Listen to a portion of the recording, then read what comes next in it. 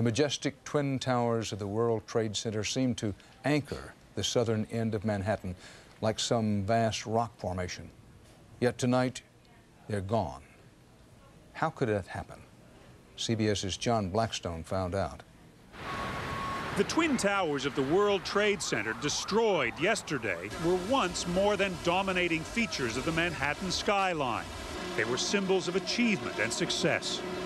From the observation decks on the top floors, tourists from around the world got their most memorable views of New York. When the World Trade Center was built in the 1960s, its soaring steel columns made it like nothing constructed before. Huge prefabricated sections were hoisted into position as the towers grew higher at an impressive pace. In retrospect, would it have been different had there been more supporting beams in a greater area around this building? Well, frankly, it's hard to imagine a building having more steel than this structure.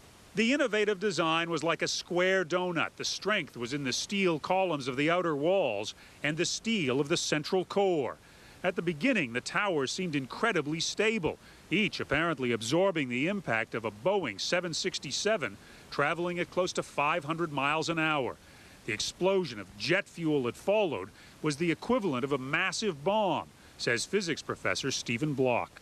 The energy in a fully laden 767 is nearly equal to a kiloton of TNT being exploded. This is a staggering amount of energy, and it's equivalent, roughly speaking, to about a 20th of the energy that was deposited in the bomb that leveled Hiroshima. But still, the towers stood. The blazing jet fuel, however, created fires burning hot enough to weaken the steel that held the World Trade Center high.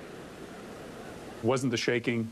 It was fire. It was definitely the fire that took the building down. As the fire burned on, experts say, temperatures rose above 1,000 degrees to the point where steel loses its strength. Once it began to fail, it dragged in the floors and proceeded to pancake floor by floor so that the entire building collapsed, which was not necessary.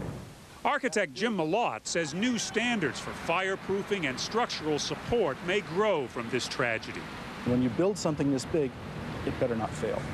Engineers and architects say it's likely to be a long time before any more 100-story high-rises are built. In fact, across the country, almost every high-rise building seems suddenly more fragile and vulnerable. John Blackstone, CBS News, San Francisco. Whatever shortcomings there